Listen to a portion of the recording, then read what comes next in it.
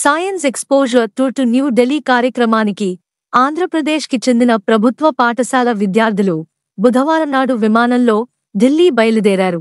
ఈ ప్రతిష్టాత్మక కార్యక్రమానికి ఎంపిక కావడంతో పాటు తొలిసారి విమానంలో ప్రయాణించడంపై విద్యార్థులు గొప్ప అనుభూతిని వ్యక్తం చేశారు.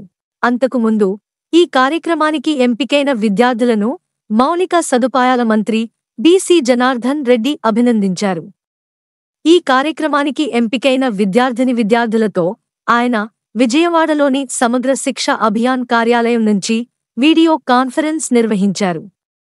ఈ నెల 6 నుంచి 8 తేదీ వరకు జరిగే ఈ టూర్లో వీరంతా national science museum, Nehru planetarium, Russia science and cultural centre సందర్శన ద్వారా సైన్స్, టెక్నాలజీ పట్ల అవగాహన పెంచుకుంటారు. ఆలోచనలకు సరైన రీతిలో పదును పెడితే భవిష్యత్తులో మీరే ఒక సత్య నాదెళ్లా, సుందర్ పిచ్చైలా, ఆకాశమే హద్దుగా ఎదుగుతారు అని మంత్రి వీడియో కాన్ఫరెన్స్లో విద్యార్థులను ప్రోత్సహించారు.